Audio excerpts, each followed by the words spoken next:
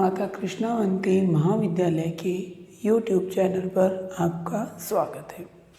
आज हम प्रथम वर्ष की हिंदी साहित्य की क्लास के अंतर्गत बूढ़ी काकी कहानी के बारे में अध्ययन करेंगे। बूढ़ी काकी कहानी को लिखा है प्रेमचंद जी ने। हिंदी साहित्य में प्रेमचंद जी का नाम बड़े ही सम्मान के साथ लिया जाता है। अपनी द्वारा लिखी गई कहानियों, नाटकों, उपन्यास इत्यादि के कारण प्रेमचंद जी हिंदी कहानी के इतिहास में एक मील का पत्थर साबित हुए हैं। जब हमने युगों का अध्ययन किया था तो आपने देखा होगा कि प्रेमचंद जी के नाम पर ही, जैसे कि पूर्व प्रेमचंद युग, प्रेमचंद युग, प्रेमचंदोत्तर युग, तो युगों के नाम भी प्रेमचंद जी के नाम पर ही लिखे गए हैं। अतः प्रेमचंद जी अत्यंत ही प्रसिद्धि प्राप्त उपन्यासकार या कहानीकार कहे जा सकते हैं। अब हम प्रेमचंद जी के बारे में सामान्य परिचय कर लेते हैं। प्रेमचंद जी का जन्म वर्ष 1880 है। 1880 ईस्वी में प्रेमचंद जी का जन्म हुआ था तथा 1936 ईस्वी में प्रेमचंद जी का देहावसान हो गया था। प्रेमचंद जी का जो वास्तविक नाम था वह था धनपत राय। इनका वास्तविक नाम प्रेमचंद ना होकर धनपत राय था। इन्होंने 1904 से 1916 तक उर्दू में कहानियाँ लिखी थी। प्रारंभ में यह हिंदी में कहानियाँ नहीं लिखते थे, अपितु उर्दू में कहानी लेखन का कार्य किया करते थे। बाद में इन्होंने हिंदी में कहानी लिखना शुरू किया। किस नाम से? प्रेमचंद नाम से। हिंदी में कहानी साहित्य आपको इनका प्रेमचंद के नाम से मिलेगा तथा उर्दू में धनपत राय के नाम से। प्रेमचंद जी ने लगभग 300 कहानियाँ लिखी हैं जो कि हमें मानसरोवर में मिलती हैं। इनका जो कहानी संकलन है वो है मानसरोवर, जिसमें कि इनकी कहानियाँ 8 खंडों में विभक्त करके संकलित की गई हैं। इनके द्वारा कुछ उपन्यास भी लिखे गए हैं जिनके बारे में आप जानते होंगे। गोदान, सेवा सदन,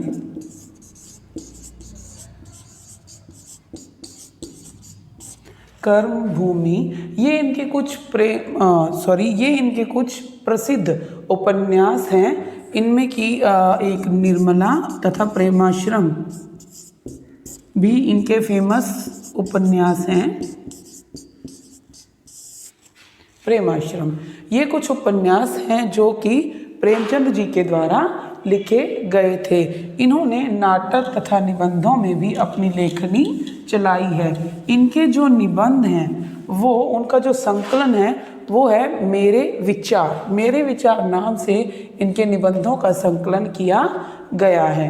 इनका जो मुख्य मानना था वो है कि कला का जो कार्य है वो मनोरंजन करना बिल्कुल भी नहीं है। कला का कार्य है सामाजिक उद्देश्यता को प्राप्त करना, अर्थात समाज में कुछ सुधार लाना, परंपराओं, रूढ़ियों इत्यादि को तोड़ना, नए विचारों के साथ समाज को लेकर चलना, शोषित वर्ग को ऊपर उठाना। तो ऐसे कुछ विषय थे जिनको इन्होंने प्रभावी रूप से अपनी कहानियों में स्पष्ट रूप से हमारे सामने लिखा है। उनकी कहानियों में हमें समाज में जितनी भी कुरीतियाँ हैं वो कौन कौन सी हैं, उसके कारण समाज में क्या क्या हो रहा है, इसके अलावा राजनीतिक जो उथल पुथल है, किसानों की जो दयनीय दशा उस समय हो रही थी, सामाजिक रूढ़ियों के साथ साथ दलित और जो शोषित वर्ग है उसके प्रति एक संवेदना भी इनकी कहानियों में हमें दिखाई देती है। ये केवल संवेदना के लिए ही कहानियाँ नहीं लिखते थे, अपितु इनका मानना था कि कहानियाँ ऐसी हों जो एक आदर्श की स्थापना करें, जो समाज को सही रास्ते पर ले जाएं। इन्होंने बहुत सारी कहानियाँ निम्न वर्ग को, चरित्रों में किनको लिया? निम्न वर्ग को, उनको लेते हुए उनकी दयनीय दशा को उजागर करते हुए कहानियाँ लिखी हैं ताकि समाज सुधार को बढ़ावा दिया जा सके। प्रारंभ में प्रेमचंद जी गांधी जी से बहुत ज़्यादा प्रभावित थे, तो इनकी कहानियों में आदर्शवाद दिखाई देता है। लेकिन समय के साथ साथ इन्होंने आदर्शवाद को छोड़कर यथार्थवाद को अपनाया। कफन, पूस की रात, कुछ ऐसी ही कहानियाँ हैं जो कि पूर्णतः यथार्थवाद से ही प्रेरित हैं। इनकी जो कहानियाँ हैं वो एकदम सरल और सहज शैली में लिखी गई हैं। इनकी कहानियों में हमें स्पष्टता दिखाई देती है, अपने उद्देश्य तक इनकी कहानियाँ स्पष्ट रूप से पहुँचती हैं और मानव मन को झकझोर देने वाली कहानियाँ इनके द्वारा लिखी गई हैं। इनकी भाषा भी एकदम सजीव और पारदर्शी दिखाई देती है। कहानियों में इस तरह की भाषा शैली दिखती है कि वो हमारे सामने ही घटित हो रही हो। उस देश काल या वातावरण को एकदम रिलेट करती हुई, उसको वातावरण से जोड़ती हुई जो कहानियाँ हैं, ऐसी भाषा शैली इनकी कहानियों में हमें दिखाई देती हैं। तो अब हम बात करते हैं अपनी कहानी की, जो क्या है, बूढ़ी काकी। बूढ़ी काकी कहानी किसके द्वारा लिखी गई? प्रेमचंद जी के द्वारा। आप तो जानते हैं, हमने सुना होगा कि बचपन और बुढ़ापा एक ही समान माना जाता है। इस कहानी के, जैसे कि नाम से स्पष्ट है, मुख्य जो पात्र हैं वो है बूढ़ी काकी। वो बहुत ही बुजुर्ग हो चुकी हैं, उनके जो अंग हैं वो पूरी तरह से काम नहीं करते हैं। उनके पति का देहांत बहुत समय पहले ही हो चुका है तथा उनकी कोई संतान भी नहीं है। उनका केवल मात्र एक भतीजा है जिसका नाम है पंडित बुधिराम।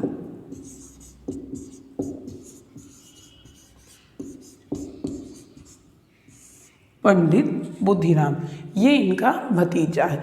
तो पंडित बुधिराम काकी को बड़े बड़े वायदे करता है कि वो उनका भविष्य में ध्यान रखेगा, उनका पालन पोषण करेगा, उनको कपड़े रोटी इत्यादि उपलब्ध करवाएगा।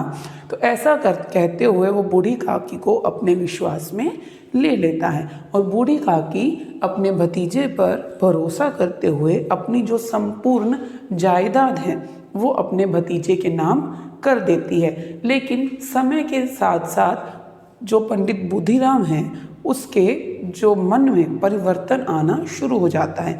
वह वैसे तो बड़ा ही सहज और सरल सा दिखाई देता है, परंतु समय आने पर अत्यंत ही क्रोधी स्वभाव का हो जाता है। उसकी पत्नी है जिसका नाम है रूपा। रूपा एक ऐसी स्त्री के बारे में ऐसी स्त्री दिखाई गई है जो ईश्वर में बड़ी ही आस्था रखती है, लेकिन फिर भी बड़ी ही क्रोधी स्वभाव की है। क्रोधी स्वभाव की होने के कारण ये और पंडित बुधिराम दोनों ही काकी का ध्यान नहीं रखते हैं। ना तो उन्हें समय से खाना मिलता है, न समय से रोटी मिलती है। इसी कारण बूढ़ी काकी ज़ोर ज़ोर से कई बार रोने लगती है जब वो देखती हैं कि कोई कुछ सामान लेकर घर में आया है लेकिन उन्हें वो सामान नहीं दिया गया है। तो बच्चों की तरह वो ज़ोर ज़ोर से रोना शुरू कर देती हैं। इसी कारण पंडित जी तथा उनकी पत्नी रूपा दोनों ही बूढ़ी काकी को पसंद नहीं करते हैं। इन दोनों के 2 बेटे तथा एक बेटी है लाडली। क्योंकि पंडित बुधिराम तथा रूपा ही अपनी काकी को सम्मान नहीं देते हैं, तो इनके दोनों बेटों का चरित्र भी इसी तरह का दिखाया गया है कि वो दोनों भी बूढ़ी काकी को कभी चुटकी काट देते हैं, कभी उन पर कुल्ला कर देते हैं, इसी तरह से उनको परेशान कर देते हैं। लेकिन उनकी बेटी जिसका नाम है लाडली, वह एक करुणामयी व्यक्तित्व की लड़की दिखाई गई है। वह परिवार में सबसे छोटी है, लेकिन बूढ़ी काकी के प्रति पूर्ण संवेदना रखती है। बड़ों के द्वारा बूढ़ी काकी के प्रति किया गया ऐसा व्यवहार उसे अच्छा नहीं लगता है। एक दिन बूढ़ी काकी देखती है कि घर में शहनाई बज रही है, तैयारियां हो रही हैं, घर को सजाया जा रहा है तथा बहुत ही अच्छे अच्छे पकवानों की खुशबू उन्हें आ रही है। बूढ़ी काकी यह सोचती हैं कि घर में अवश्य ही कुछ न कुछ प्रोग्राम चल रहा है। वह मीठे मीठी जो भीनी भीनी खुशबू उन तक पहुंच रही थी, वो उससे अपनी भूख को कंट्रोल में नहीं रख पाती हैं। बहुत ही देर वो सोचती रहती हैं कि शायद सब ने खाना खा लिया होगा, शायद मेरे लिए पूड़ियाँ नहीं बची होंगी, अब सब खा चुके होंगे। ऐसा सोचते सोचते उनका जो मन है वो कंट्रोल में नहीं रह पाता है। उनका मन करता है कि वो बाहर जाएं और खाएं। वो अपने कमरे से रेंगती हुई बाहर निकलती हैं क्योंकि उनका शरीर कार्य नहीं करता है। वो अपने कमरे से रेंगती हुई बाहर निकलती हैं तथा जाकर कढ़ाहे जहाँ पर खाना बन रहा है उन कढ़ाहों के पास जाकर बैठ जाती हैं और उम्मीद करती हैं कि उनके लिए खाना आएगा। इतने में ही रूपा, पंडित जी की पत्नी रूपा वहाँ पर आ जाती है तथा अत्यंत गुस्से में उन्हें डांटने लगती है। वह उन्हें कहती है कि अभी तक तो भोजन को भोग भी नहीं लगा है, अभी तक मेहमानों को खाना भी नहीं दिया गया है, तो क्या तुम्हें पहले ही खाना खिला दें? क्या तुम इतनी देर भी इंतज़ार नहीं कर सकती थी? ऐसा सुनकर बूढ़ी काकी कुछ भी नहीं बोलती हैं। रूपा उन्हें दोनों हाथों से पकड़कर झकझोर देती है। बूढ़ी काकी की आंखों में आंसू आ जाते हैं और वह चुपचाप अपने कमरे में वापस लौट जाती हैं। वहाँ जाकर भी बूढ़ी काकी रूपा के बारे में कुछ भी बुरा नहीं सोचती हैं और वो यह सोचती हैं कि मुझे ही खुद पर कंट्रोल रखना चाहिए था, मुझे अपनी जीभ को कंट्रोल में रखना चाहिए था, मुझे इतना उतावलापन नहीं दिखाना चाहिए था। रूपा सही ही तो कह रही थी, जब तक भगवान को भोग नहीं लगेगा, जब तक मेहमान खाना नहीं खाएंगे, तब तक मैं भोजन कैसे कर सकती हूँ। ऐसा सोचते हुए वो कुछ गुनगुनाने लगती हैं। अब उनको गुनगुनाते हुए बहुत समय हो जाता है तो उन्हें ऐसा लगता है कि मैंने तो बहुत ज़्यादा समय गुनगुना लिया है, अवश्य ही मेहमानों ने अब तक खाना खा लिया होगा, अवश्य ही सब लोग खाना ग्रहण कर चुके होंगे तथा मेरे लिए भी थाली रख दी गई होगी। जब रूपा ने उन्हें अपमानित करके भेजा था तब तो वो यह सोचती हैं कि जब तक कोई नहीं बुलाएगा तो मैं नहीं जाऊंगी, लेकिन अब उन्हें यह लगता है कि रूपा सोचती होगी कि मैं तो घर की ही प्राणी हूँ, क्यों कोई मुझे बुलाने आए, तो मुझे खुद ही चले जाना चाहिए। उस समय मेहमान खाना खा रहे थे। बूढ़ी काकी रेंगते हुए आंगन में आ जाती है। वहाँ पर उन्हें देखकर कुछ लोग खड़े हो जाते हैं और कहने लगते हैं कि यह कौन है, अरे यह बुढ़िया कहाँ से आ गई। इतने में ही पंडित जी जो उनके भतीजा हैं वो वहाँ पर आते हैं। वो अत्यंत गुस्से में हो जाते हैं तथा बूढ़ी काकी को खींचते हुए उनकी कोठरी में फेंक आते हैं। फेंकना मतलब बहुत ज़ोर से उनको वहाँ पर छोड़ के आते हैं तथा कोठरी का दरवाज़ा बंद कर देते हैं। इसके पश्चात मेहमान सब खाना खाकर चले जाते हैं। घर के सदस्य भी खाना खा लेते हैं, लेकिन बूढ़ी काकी को कोई भी खाना पूछने नहीं जाता है, क्योंकि पंडित जी तथा उनकी पत्नी रूपा यह सोचते हैं कि आज इन्हें दंड दिया जाए, आज इन्हें खाना न दिया जाए। लेकिन लाडली यह सब चीज़ें देख रही थी। अब लाडली कैसी लड़की है, उसके मन में अत्यंत ही संवेदना जागृत हो जाती है। उसके मन में चूँकि अत्यंत संवेदना आ जाती है, वह अत्यंत ही करुणाशील लड़की है, तो वो कुछ पूड़ियाँ छुपा कर अपने पास रख लेती है। रात को वह अपनी माँ के साथ ही आंगन में सोई है और अपने सिरहाने उसने पूड़ियाँ रखी हुई हैं। वो रात के 12 बजे तक इंतज़ार करती है कि उसकी माँ सो जाए। जब उसकी माँ सो जाती है तो रात के अंधेरे में डरते डरते वह उन पूड़ियों को लेती है तथा काकी के पास चली जाती है। अब काकी को वह उठाती है, आवाज़ लगाती है काकी, तो काकी उस आवाज़ को पहचानती है, उसके चेहरे को टटोल कर देखती है तो उसे लगता है कि यह लाडली है। वो उसे लेकर अपनी गोदी में बिठा लेती है। लाडली उसे पूड़ियाँ खाने के लिए कहते हैं कि लो मैं आपके लिए पूड़ियाँ लाई हूँ। बूढ़ी काकी पूछते हैं क्या तुम्हारी माँ को इस बारे में पता है? तब लाडली कहती है कि नहीं, यह मेरे हिस्से की पूड़ियाँ हैं। काकी अत्यंत ही शीघ्रतापूर्वक उन पूड़ियों को खा लेती है। अब जैसे आपने सुना होगा कि बहुत ही गर्मी में वर्षा की कुछ बूंदें ठंडक नहीं पहुंचाती, इवन गर्मी को और भी उत्तेजित कर देती हैं, तो यही बूढ़ी काकी के साथ हुआ। अब उनके मन में और इच्छा हुई कि वो और जो पूड़ियाँ हैं वो खाना चाहती हैं। लाडली ने माँ उनसे पूछा क्या पेट भर गया? बूढ़ी काकी ने बोला नहीं, अपनी माँ से और ले आओ। लेकिन लाडली ने कहा मेरी माँ सो रही हैं, अगर उन्हें जगाऊंगी तो वो मुझे डांटेंगी। अब काकी के मन में तो बहुत इच्छा हो रही थी, वो पूड़ियाँ और खाना चाहती थी। तो उन्होंने क्या किया, उन्होंने लाडली को कहा कि मुझे सहारा दो और जहाँ पर जूठी पत्तल पड़ी हैं तो मुझे वहाँ पर ले चलो। जो लाडली है उसका सहारा लेते हुए बूढ़ी काकी जूठी पत्तलों के पास पहुंच जाती है। वहां जाकर जूठी पत्तलों के किनारे वो बैठ जाती हैं तथा पूड़ियाँ उठाकर, जो बचे खुचे टुकड़े हैं वो उठाकर खाने लगती हैं और अपनी क्षुधा को शांत करने की कोशिश करने लगती हैं। तभी आंगन में सोई हुई रूपा की आंख एकदम से खुल जाती है। वो देखती हैं कि उनके पास लाडली नहीं सो रही है। उसे ढूंढते हुए वो आंगन में आती हैं तो क्या देखती हैं कि बूढ़ी काकी जूठी पत्तलों में से लोगों की बची खुची जूठन उठाकर खा रही है। इससे वह अत्यंत ही भौचक्की रह जाती है।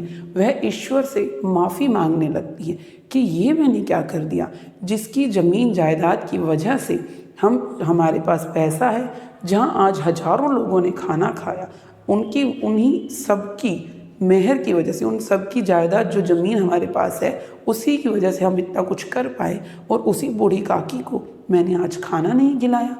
यह सोचकर उसका मन आत्मग्लानि से भर उठता है। वो ईश्वर से बहुत ही ज़्यादा माफ़ी मांगते हुए अपने भंडार गृह में जाती है। वहाँ पर एक प्लेट में पूरा भोजन सजा कर बूढ़ी काकी के पास आती हैं और उनसे अपने किए की माफ़ी मांगते हुए वो उस थाल को बूढ़ी काकी के समक्ष रख देती हैं। बूढ़ी काकी बच्चों की तरह सब कुछ भुलाकर उस थाल में से खाना खाने लग जाती हैं तथा सब कुछ भुलाते हुए बच्चों की तरह ही प्रसन्न होने लग जाती हैं। रूपा वहीं बैठते हुए भगवान से मन ही मन माफ़ी मांगते हुए बूढ़ी काकी को प्रेम पूर्वक निहारने लग जाती है। तो इस कहानी से क्या समझ में आता है, ये कहानी जो है एक उद्देश्य लिए हुए, ये उद्देश्य है कि हमें कभी भी अपने बड़े बूढ़ों का अपमान नहीं करना चाहिए। उन्हीं की आशीष से हम लोग फलते फूलते हैं, वृद्धि करते हैं, हमें सुख समृद्धि प्राप्त होती है। अतः हमें अपने बूढ़े जो लोग हैं, बुजुर्ग लोग हैं, उनका अपमान नहीं करना चाहिए तथा उन्हें आदरपूर्वक ससम्मान सब कुछ देना चाहिए। धन्यवाद। आज की वीडियो यही समाप्त होती है। मिलते हैं अगली वीडियो में।